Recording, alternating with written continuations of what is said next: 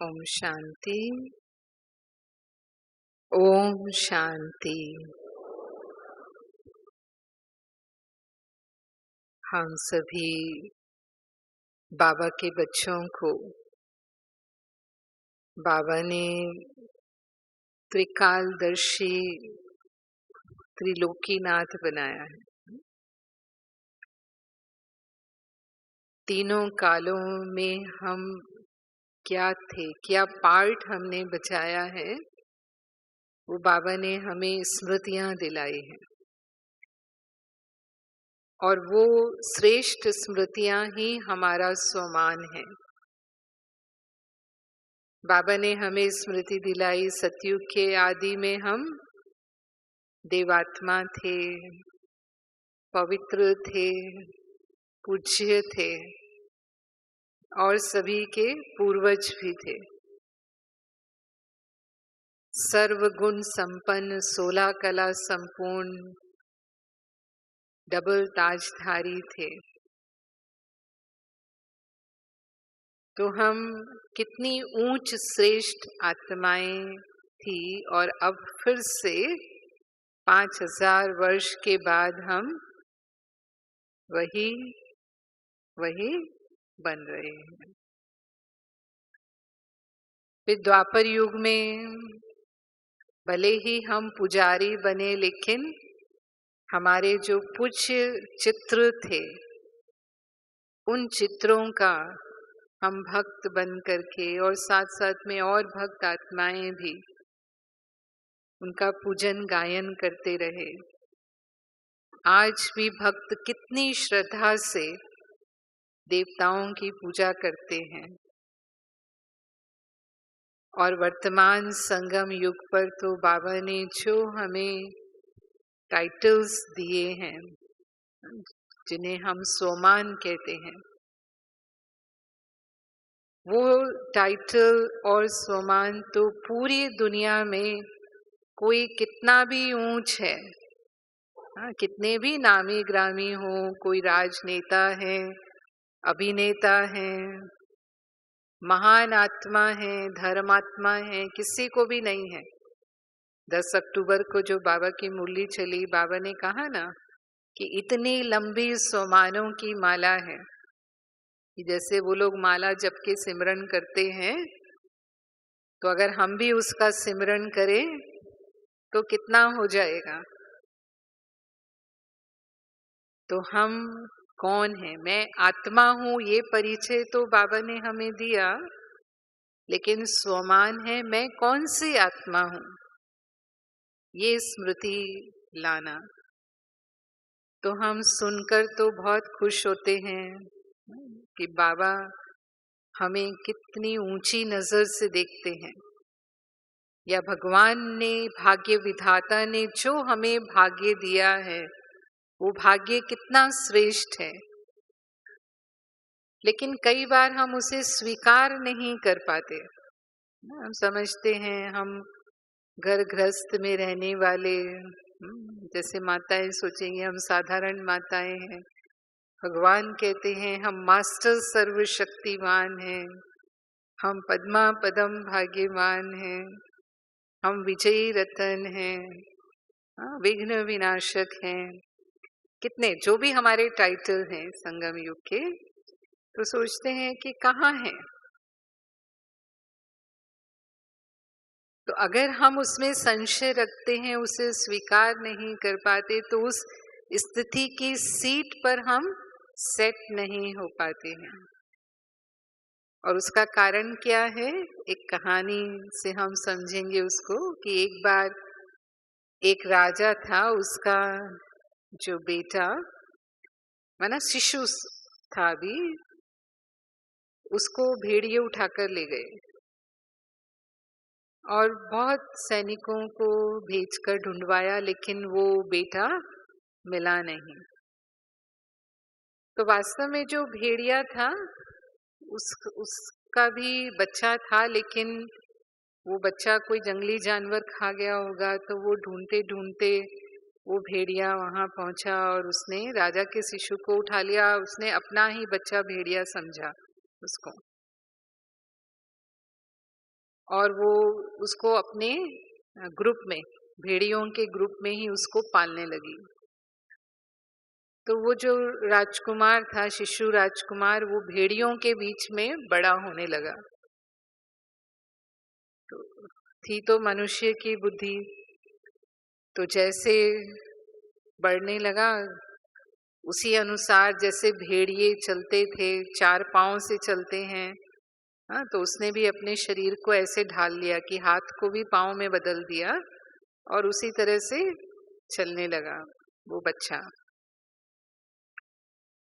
मुंह से वैसी ही आवाज निकालने लगा जैसे भेड़िए आवाज निकालते हैं, कि वही वो सुनता था उसी आवाज को।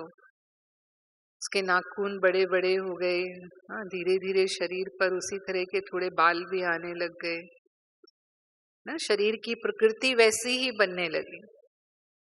और करीब 5 साल से ऊपर समय हुआ, राजा शिकार खेलने के लिए जंगल में गया और शिकार का पीछा करते करते, जैसे होता है बहुत अंदर जंगल में चले जाते हैं, तो वही भेड़ियों का झुंड से उसका सामना हो गया।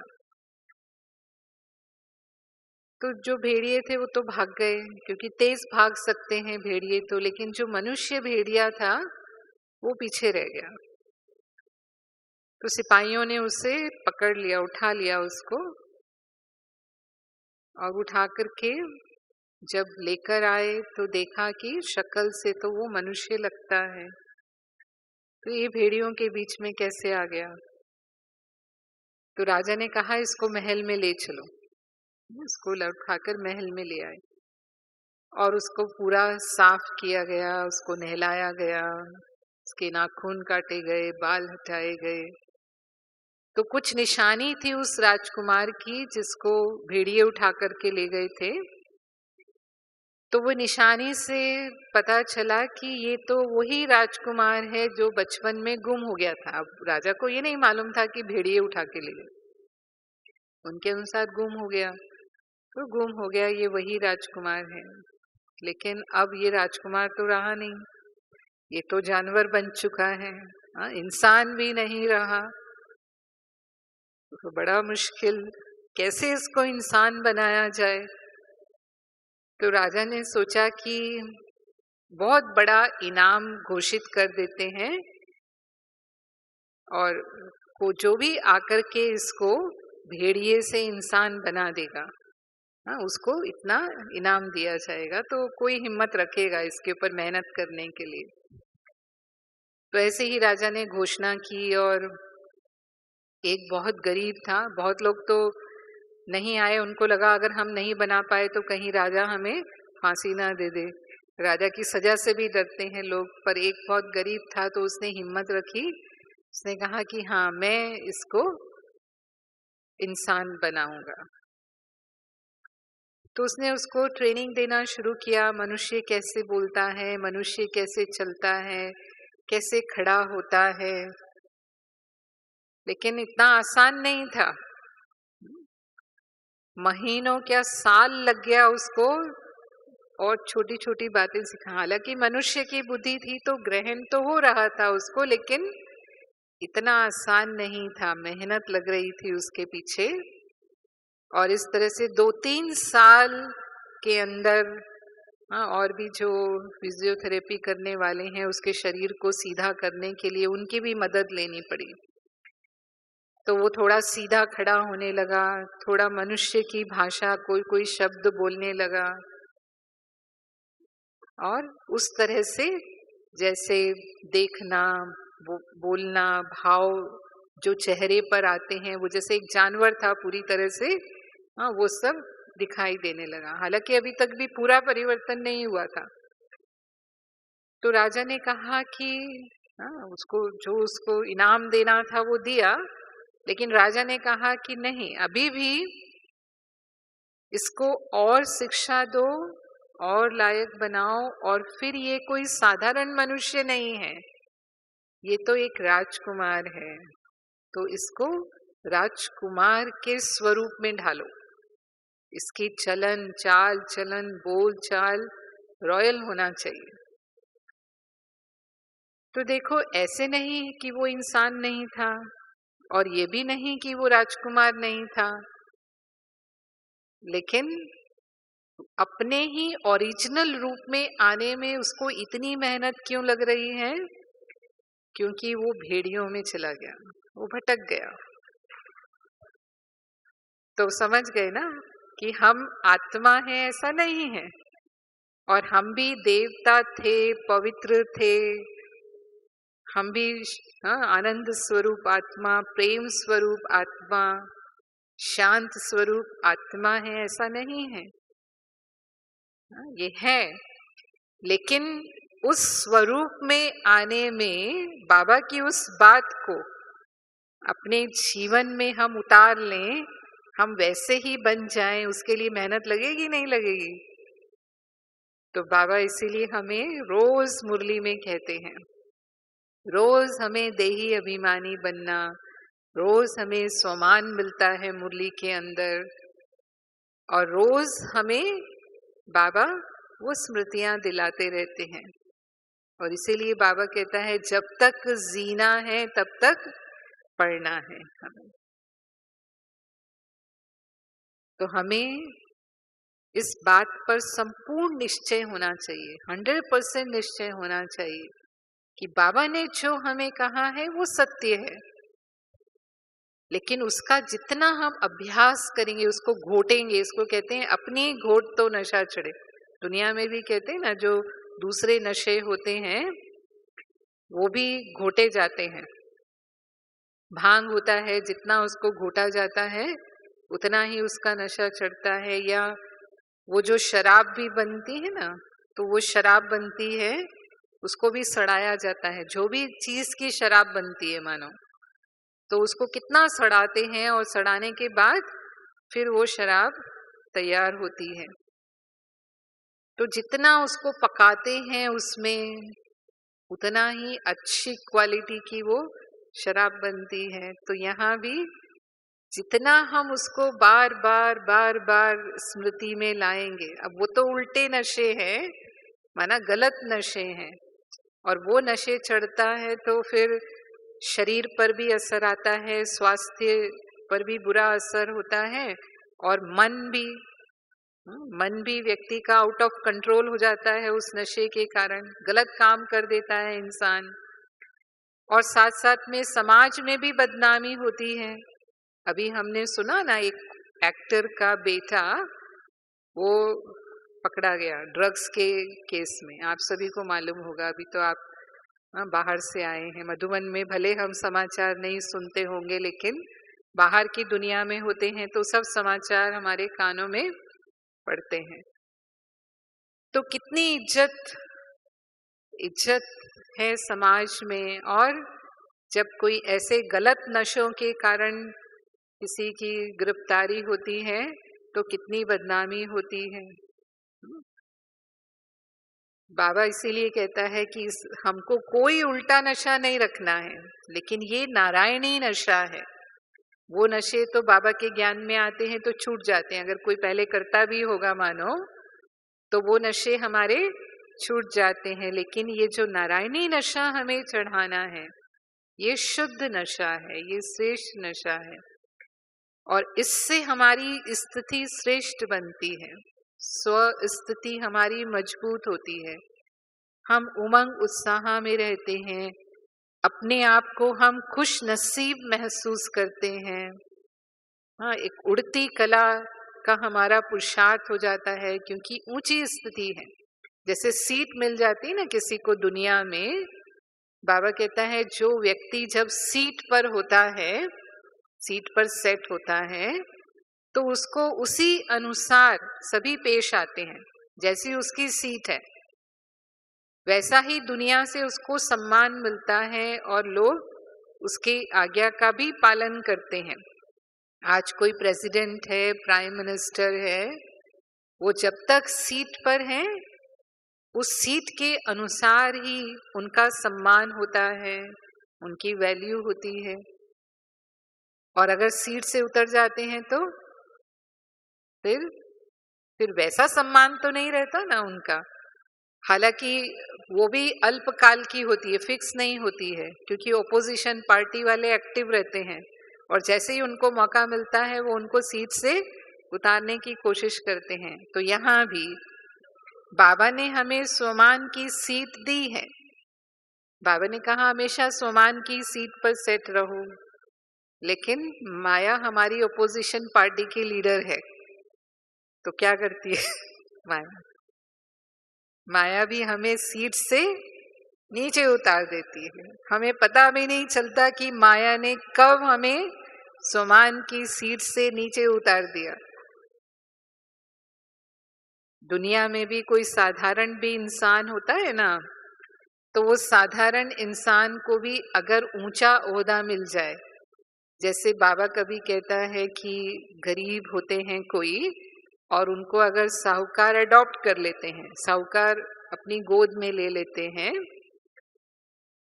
तो उसको नशा हो जाता है और वैसे ही फिर उसके कर्म होने लगते हैं।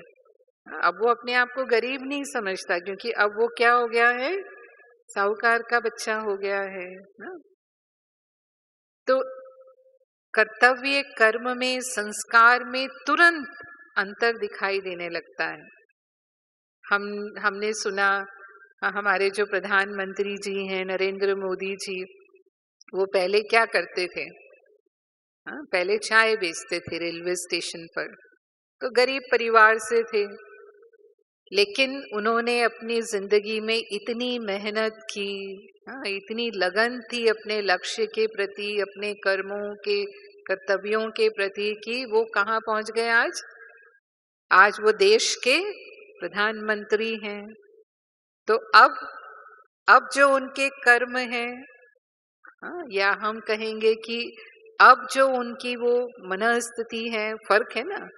कहाँ वो पहले चाय बेचते थे और अब कहाँ इतने ऊंचे स्थान पर हैं, वो संस्कार सब परिवर्तन हो गए। तो बाबा ने हमें क्यों सीट दी है? हमें क्या समझना है अभी इस बात से कि बाबा ने हमें कितनी ऊंची सीट दी है। तो भले ही हम साधारण हैं, देखने में साधारण नजर आते हैं, घर परिवार में रहते हैं, हम साधारण कर्म कर रहे होते हैं जो दुनिया में सब अपना कर्तव्य करते हैं, लेकिन हमारे मन की सीट कहाँ होनी चाहिए? मन की सीट कहाँ होनी चाहिए? स्वमान की स्थिति पर होनी चाहिए। जैसे हम ब्रह्मा बाबा के बारे में सुनते हैं कि बाबा भी साधारण कार्य करते थे। मम्मा बाबा बच्चों के साथ बैठ कर के सब सब्जी भी काटते थे, अनाज भी साफ करते थे। वो अंगीठी जलती थी, उस जमाने में तो गैस नहीं हुआ करती थी, तो उसके लिए जो गोबर के गोले बनते हैं वो भी बाबा बनाते थे। तो ऐसे ही एक बार बाबा जब बच्चों के साथ सेवा, यज्ञ सेवा कर रहे थे, तो एक कोई वीआईपी वो मिलने के लिए आए बाबा से। तो जो बहन की ड्यूटी थी रिसेप्शन पर उनको समझाने की, तो उन्होंने कहा उसको कि मैंने सुना है कि आपके यहाँ भगवान का दर्शन कराते हैं, तो मैं चाहता हूँ, मैं उसके लिए ही आया हूँ कि मुझे भगवान का दर्शन करना है, तो आपके बाबा जी कहाँ हैं? तो फिर उसने समझाया उनको कि 7 दिन का कोर्स करते हैं, 7 दिन के कोर्स के बाद ही, है ना, ये हम आपको मिलवा सकते हैं। तो उसने कहा नहीं, मुझे तो मिलना ही है। तो जब थोड़ा सा ज्यादा उन्होंने जोर दिया, तो वो गई बाबा के पास और कहा कि बाबा वो ऐसे भाई आए हैं और आपसे मिलना चाहते हैं। तो बाबा ने कहा अच्छा बच्ची, उनको यहाँ ही ले आओ। तो वो थोड़ा सा आश्चर्य में बोलने लगी, बाबा यहाँ ले आऊं, यहाँ कैसे ले आऊं?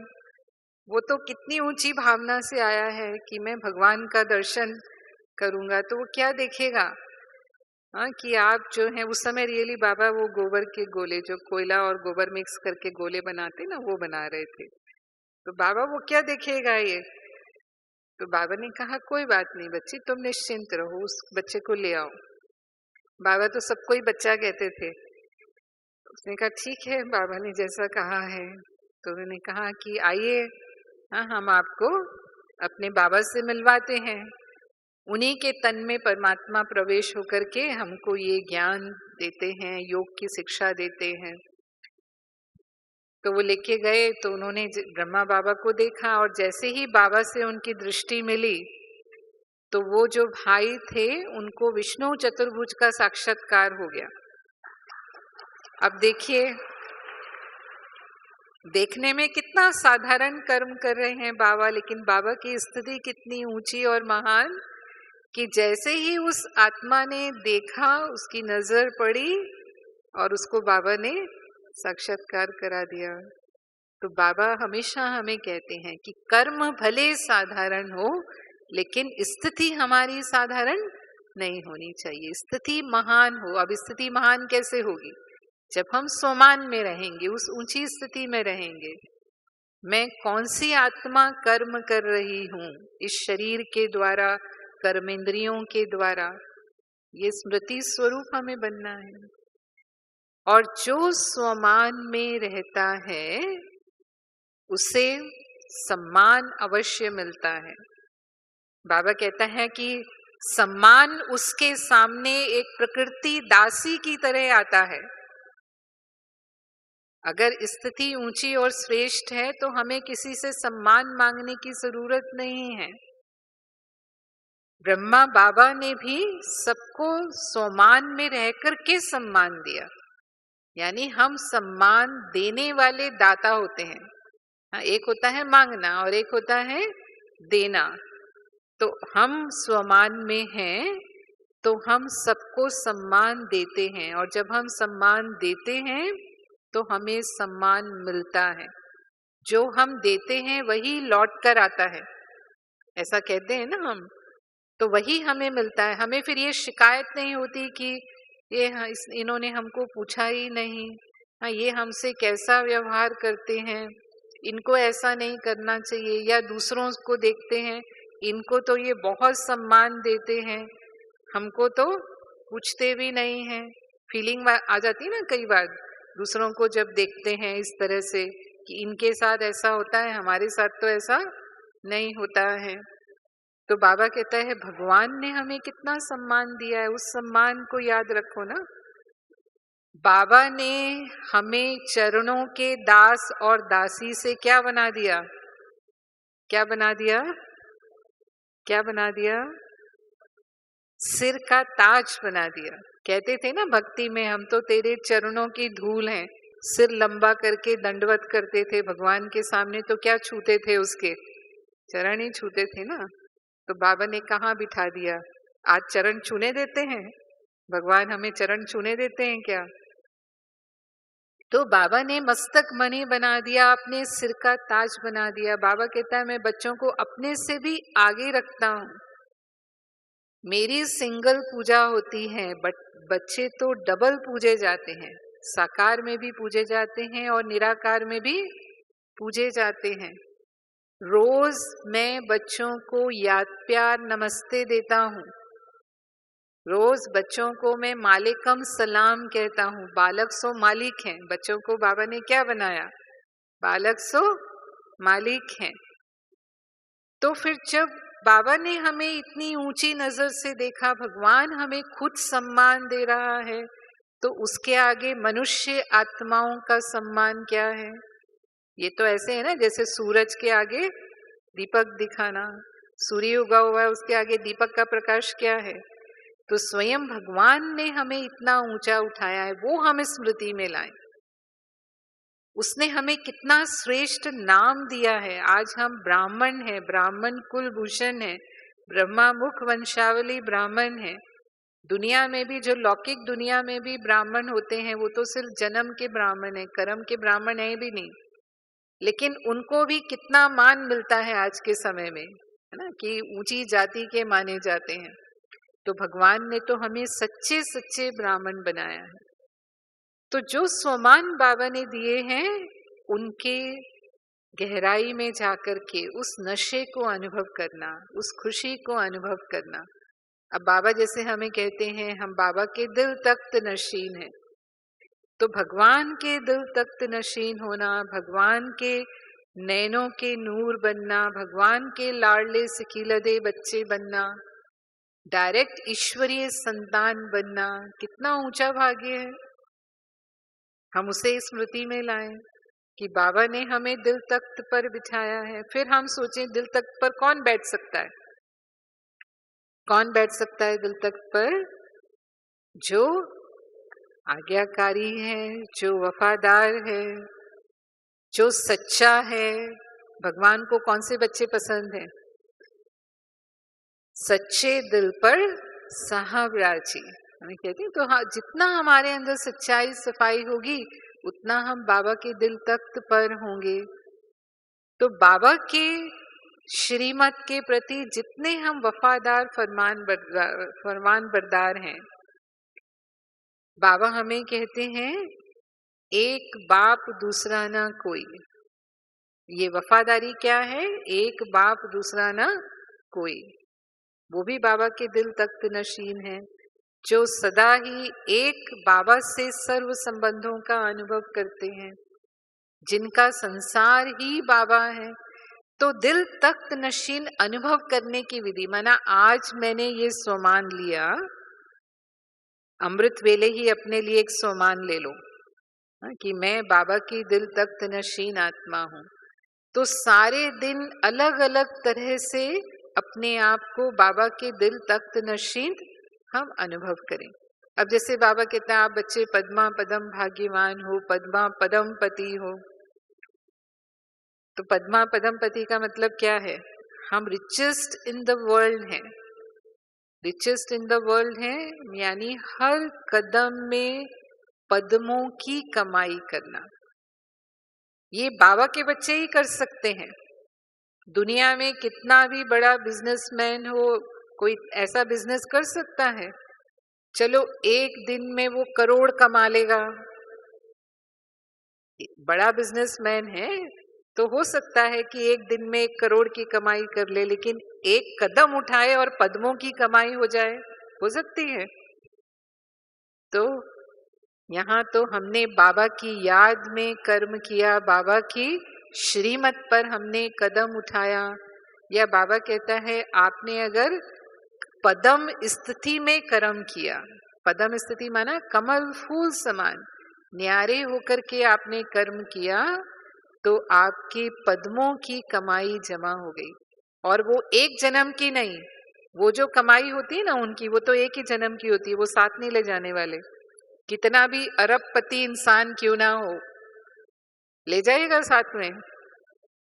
लेकिन ये जो हमारी अविनाशी कमाई है, ये कमाई कितने जन्म जाने वाली है साथ में? 21 जन्म तो बाबा की गारंटी है, और उसके आगे भी बाबा कहता है 3/4 से भी ज्यादा इस कल्प में हम इस कमाई को साथ में ले जाते हैं। तो ऐसे एक एक स्वमान को हम अनुभव करते हुए उसके नशे को अनुभव करेंगे। कितनी ऊंची प्राप्ति बाबा हमें करा रहे हैं, कितना श्रेष्ठ हमें बना रहे हैं, कितना महान बाबा ने हमें बनाया है। ब्रह्मा बाबा ने सभी को जो सम्मान दिया, सम्मान में रहे और सम्मान दिया, उसके कारण पूरे कल्प भी बाबा को सम्मान मिला। जब लक्ष्मी नारायण थे सतयुग में, तो उनकी जो रॉयल फैमिली थी, प्रजा थी, उससे सम्मान मिला। और भक्ति में जब पूजा शुरू हुई तो भक्तों के द्वारा सम्मान मिला। देखो आज कृष्ण की, नारायण की, बाबा की दोनों रूपों में पूजा होती है। नारायण की भी पूजा होती है और कृष्ण की भी पूजा होती है। आप कृष्ण के मंदिरों में जाकर के देखो, क्या भक्त कृष्ण के पीछे कितनी श्रद्धा से, कितने प्यार से लगन लगाए हुए होते हैं। आप में से कई भाई बहनें तो ब्रज भूमि से आए होंगे, है ना, नजदीक है ना वो यूपी और मध्य प्रदेश। तो कृष्ण की भक्ति का प्रभाव वहां भी दिखाई देता है। तो कैसे लोग उनकी भक्ति करते हैं, कितना सम्मान है उनका, कि बाबा के बाद जो नेक्स्ट सबसे ज्यादा पूजा होती है वो किसकी होती है? शिव के बाद सबसे ज्यादा पूजा श्री कृष्ण की ही होती है। तो हमारी भी पूजा होती है। ऐसे तो देवी देवताओं के रूप में अलग अलग कुल देवी कुल देवता के रूप में सभी पूज्य हैं, वो पूज्य सम्मान सभी को मिलता है। और सतयुग में भी जो सम्मान है वो उस स्तर का तो नहीं है जो श्री लक्ष्मी श्री नारायण को मिलता है, लेकिन वो सम्मान मिलता है। तो पूरे कल्प हम सभी सम्मान के अधिकारी बन जाते हैं। तो बाबा ने संगम युग पर कैसे सम्मान दिया, बाबा ने हमें वो सिखाया, हमें फॉलो फादर करना है। बाबा ने बच्चों को जो सम्मान दिया वो बहुत सम्मान का स्नेह देते हुए बच्चों को योग्य बनाया। हम सभी सुनते हैं बाबा ने बोर्डिंग खोला। जब ओम मंडली थी उस समय फैमिली की फैमिली आ गई, उसमें बच्चे भी थे, तो बाबा ने बच्चों के लिए बोर्डिंग खोला। तो उस बोर्डिंग में बच्चों को जिस तरह से शिक्षा दी गई, जिस तरह से उनका लालन पालन किया गया, वो बिल्कुल शहजादे शहजादियों की तरह उनकी पालना हुई। और बाबा हमेशा उनको देखते थे ये होवनहार विश्व कल्याणकारी हैं। और सचमुच वो जो बच्चे बड़े हुए वो सभी विश्व कल्याण की सेवा में लग गए। और हमारी कई दादियों ने तो पूरे विश्व का चक्कर भी लगाया। उसके बाद जो कुमार और कुमारी थे उनको बाबा कहते थे ये तो असंभव को संभव करने वाले हैं। आज की दुनिया जिसको असंभव समझती है उसको इन्होंने संभव करके दिखाया है ना। पवित्रता की धारणा को आज की दुनिया में लोग असंभव समझते हैं, लेकिन इन्होंने इस आयु में, हाँ चलो लोग समझते हैं वृद्धावस्था है अभी तो ठीक है, हाँ हम सब जो भगवान की श्रीमत है उसका पालन कर सकते हैं, लेकिन युवावस्था में असंभव को संभव करके दिखाना, बाबा ने कहा ये तो महात्माओं के भी सिर झुकाने वाले हैं, नामी ग्रामी आत्माओं को चैलेंज करने वाले हैं। इस नजर से देखा बाबा ने उनको। फिर जो भी बांधेली माताएं थी उनको बाबा ने कहा ये तो योग में नंबर 1 है, लगन में नंबर 1 आत्माएं हैं, ये तो घर में रहते हुए भी ऊंच पद पाने वाली आत्माएं हैं। इतना सम्मान दिया उनको। हाँ होंगे ना कई बांधेली माताएं इसमें। फिर जो बुजुर्ग भाई बहने थे, बुजुर्ग भाई बहनों को बाबा देखते थे कि ये मेरे हमजीन्स हैं, क्योंकि बाबा खुद वृद्ध आयु के थे, तो ये तो मेरे हमजीन्स हैं, ये मेरे ही समान अनुभवी आत्माएं हैं। तो सबको जो भी आत्मा बाबा के सामने आती थी बाबा ऐसे बोल उनको बोलते थे कि उनका उमंग उत्साह बढ़ जाता था। वही बोल उनके लिए वरदानी बोल हो जाते थे।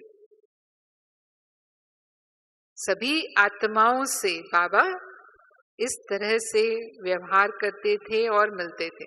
यहाँ तक कि अगर कोई गाली देने वाला भी आ जाए, क्योंकि उस समय बाबा ने बहुत गालियां भी खाई, हम सब जानते हैं उस समय पर जो समाज में विरोध हुआ, तो सामने बाबा के बच्चे बनने वाले भी थे तो गालियां देने वाले भी थे, लेकिन बाबा ने निंदा करने वालों को भी अपना मित्र समझा, उनके प्रति भी सदा शुभ भावना शुभ कामना रखी। बाबा ने उनको भी आगे बढ़ाया, यानी उनको भी जो उनके निमित्त उनका जैसे भी कल्याण हो सकता था बाबा ने वो विधि अपनाई उनके लिए।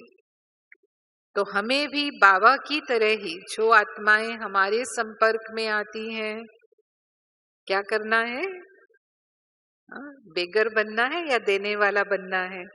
हम सभी को भी उनको पहले सम्मान देना है। तो फिर स्वतः ही उनके द्वारा बाबा कहता है वो 1 का 10 गुना होकर के हमारे सामने लौट कर आएगा। जो स्वमान में रहते हैं उनको अभिमान नहीं होता। स्वमान देह अभिमान को समाप्त कर देता है। जो हमें पूरे कल्प प्राप्ति हुई उसका कारण ये है कि संगम युग पर हमने देह अभिमान का त्याग किया, तब हम स्वमान में स्थित हुए हैं।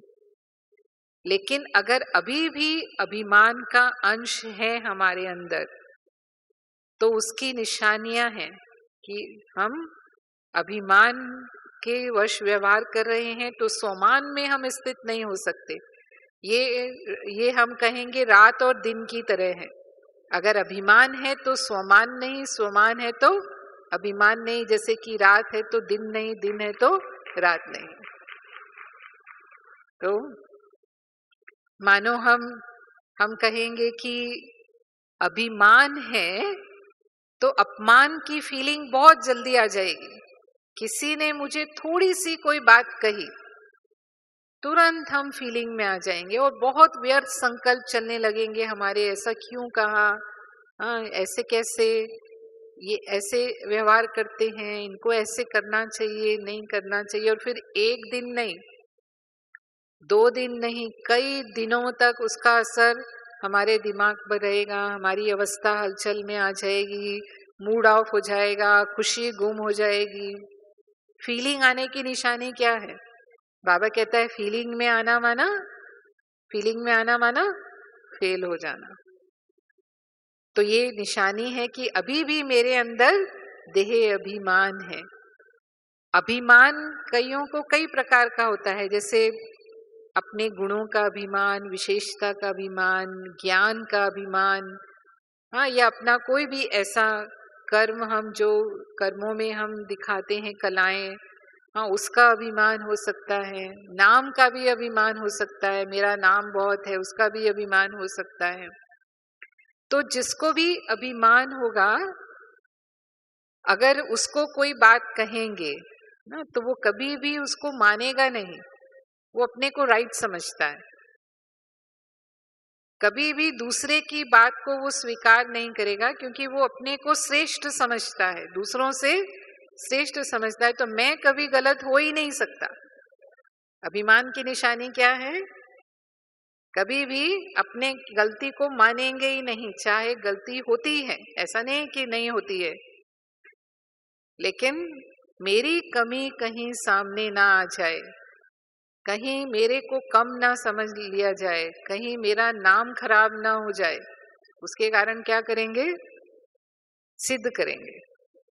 और गलत को भी सही, झूठ बोल करके भी गलत को भी सही करने की कोशिश करेंगे।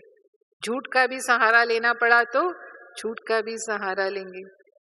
अब हमेशा तो हम राइट नहीं हो सकते, दूसरा भी राइट हो सकता है ना, क्योंकि हर एक का अपना अपना नजरिया होता है।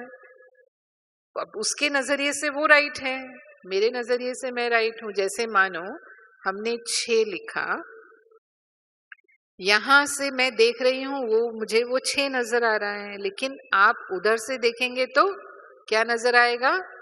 9 नजर आएगा। अब आप कहते नहीं ये तो 9 है, और मैं कहती हूँ 6 है।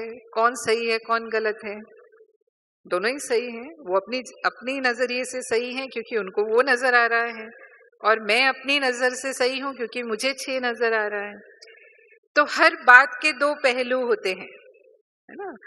तो इसीलिए बाबा कहता है कि दूसरे के विचारों को भी हमें सम्मान देना है। अगर कोई अपनी राय दे रहा है तो वो भी अपनी जगह सही है, लेकिन हमें अपनी बात कहनी है, भले हम कहें वो सम्मान से कहें। तो ये सही विधि है। फिर मानो उनके सामने किसी की तारीफ की जाए, प्रशंसा की जाए, तो जो अभिमानी होगा ना, वो तारीफ को स्वीकार नहीं कर पाएगा, वो तुरंत उसकी कमी निकालेगा। वो बोलेगा आप नहीं जानते इनको, मैं जानता हूं। और 2-4 बातें जरूर बताएंगे वो, क्योंकि वो अपनी श्रेष्ठता, है ना, मेरी श्रेष्ठता में कमी ना आ जाए। दूसरों की तारीफ हो रही है तो क्या होगा? ईर्ष्या, जिसको हम दूसरे शब्दों में ईर्ष्या का संस्कार कहते हैं, तो वो उनमें अधिक होता है। पर यहाँ भी हरेक की अपनी अपनी विशेषता है, और हो सकता है कि कोई आत्मा का मेरे साथ हिसाब किताब है, इसीलिए मुझे हो सकता है ये अनुभव हुआ हो उसके साथ, लेकिन सभी के साथ उनका हिसाब किताब ऐसा नहीं होता है। दूसरों के साथ उनके संबंध अच्छे हो सकते हैं, होते हैं ना, सबके साथ संबंध थोड़ी खराब होते हैं। आज उसका मेरे साथ संबंध खराब है, लेकिन दूसरों के साथ बहुत अच्छी दोस्ती होगी। तो अगर मेरे साथ हिसाब किताब है, इसका मतलब थोड़ी कि वो आत्मा पूरी तरह से ही तो यहाँ भी बाबा हमें समझाते हैं इस बात को। बाबा हमें कहते हैं कि हमें निर्माण बनकर के निर्माण करना है।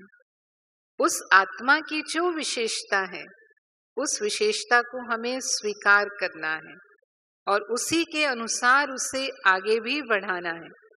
तो जो भी स्वमान वाली आत्मा है वो चाहे ज्ञानी हो चाहे अज्ञानी हो, चाहे छोटे हों चाहे वो बड़े हों, चाहे वो गुणवान हो चाहे उनमें कोई अवगुण है, चाहे वो माया जीत हैं चाहे वो माया के परवश हैं, लेकिन सभी को वो सम्मान देंगे, सभी को वो सहयोग भी देंगे।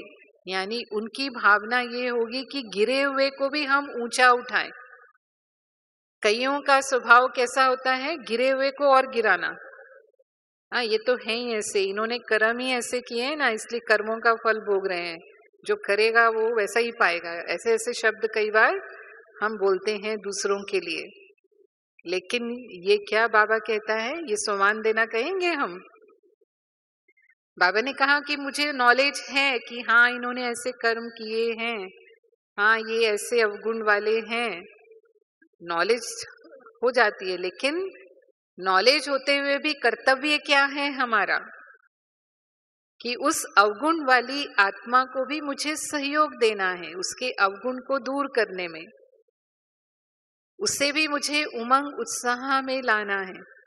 अभी हमने क्लास सुनी ना, पुण्य आत्मा, कौन पुण्य आत्मा बन सकते हैं? पुण्य करना किसको कहते? दुनिया में पुण्य कर्म करना किसको माना जाता है? किसको माना जाता है? दूसरों को समय पर सहयोग देना, समय पर उनको सुख देना, उनके दुखों से उनको मुक्त करना। तो ये भी हमको पुण्य आत्मा बनाता है कि हम कभी भी ऐसा रौब का अंश अपने अंदर नहीं रखेंगे, क्योंकि अभिमान का एक अंश है रौब दिखाना कि ये तो कभी बदलने वाले ही नहीं है, ये तो है ही ऐसे, इनका कुछ नहीं होने वाला। तो हम आराम से ऐसे ऐसे शब्द यूज करते हैं। तो बाबा हमें कहते हैं जो स्वमान वाली आत्मा है वो कभी भी दूसरी आत्माओं के लिए ऐसे शब्दों का प्रयोग नहीं करेगी। अब मानो जैसे डॉक्टर हैं, वो बीमारी का इलाज करते हैं, तो जब बीमार उनके सामने आता है तो वो क्या करते हैं, अपने कर्तव्य का पालन करते हैं ना, तुरंत उसका इलाज शुरू कर देते हैं, या ये पूछने बैठते हैं कि तेरे को बीमारी कैसे हो गई, तू क्यों बीमार हो गया, ऐसी बीमारी होनी नहीं चाहिए, प्रश्नों में चले जाते हैं क्या? तो हमको बाबा ने क्या बनाया है? मैं विश्व कल्याणकारी आत्मा हूँ। हाँ, हम विश्व की आत्माओं के उद्धार मूर्त हैं, हम विश्व की आत्माओं के पूर्वज हैं।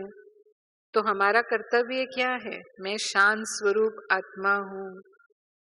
मैं आत्मा सबको प्रेम देने वाली हूँ, शांति देने वाली हूँ, सुख देने वाली हूँ। तो फिर फर्ज क्या बना हमारा?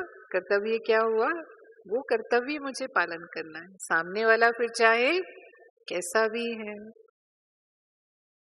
तो इस तरह से जो बाबा ने करके दिखाया हमें, जो ब्रह्मा बाबा ने जिस तरह से कर्तव्य किया, उस तरह से हम बाबा को फॉलो करते हैं तो हमारे लिए वो फिर सहज हो जाता है। नहीं तो फिर हमारे पुराने संस्कार काम करने लग जाते हैं। पुराने संस्कार हमने समझा ना, कौन कौन से हमारे पुराने संस्कार हैं जो हमें स्वमान से दूर कर देते हैं और हमें अलबेला बना देते हैं। तो रोज स्वमान के अभ्यास के लिए हम 5 स्वरूपों का अभ्यास करें। 5 स्वरूपों का अभ्यास बाबा हमें कहता है ना, उसमें सारे स्वमान आ जाते हैं।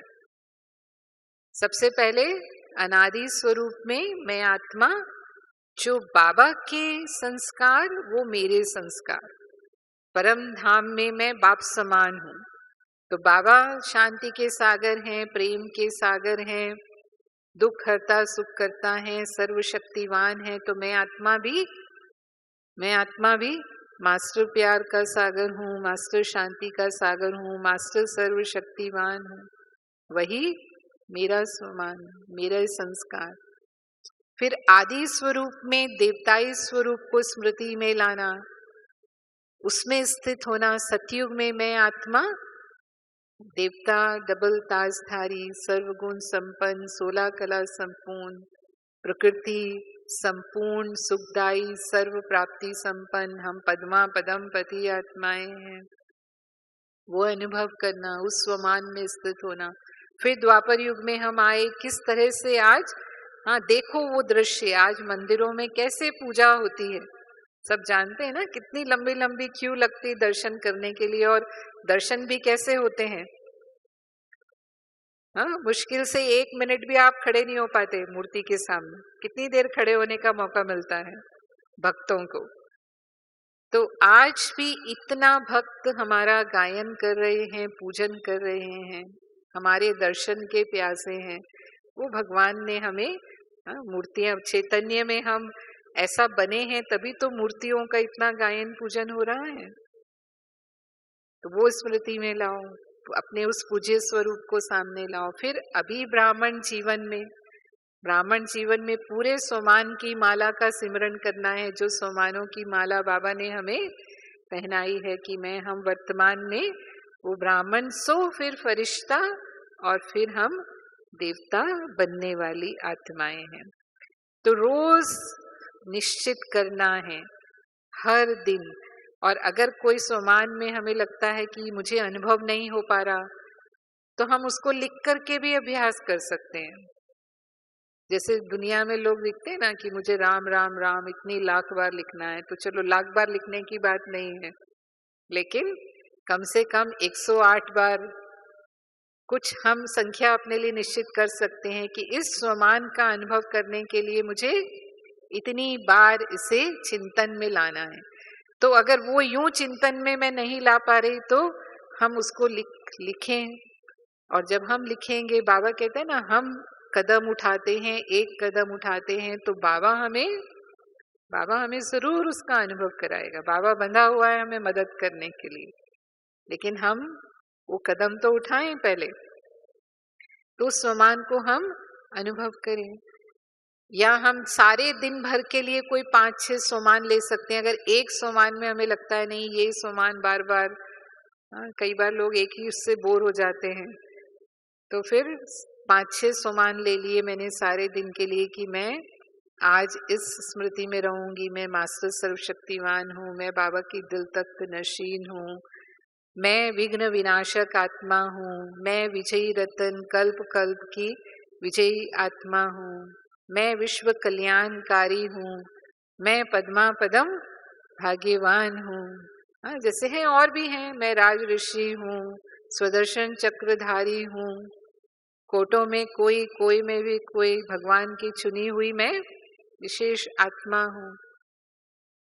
तो ऐसे हर दिन जब हम इन स्मृतियों को अपनी नेचुरल स्मृति बनाएंगे, एक होता है हम साधारण स्मृतियों में रहते हैं, जैसे दुनिया में जो कुछ हमारे साथ घट रहा है, जो भी चल रहा है, उन्हीं स्मृतियों में मेरा मन है, तो स्थिति भी कैसे रहेगी, साधारण रहेगी।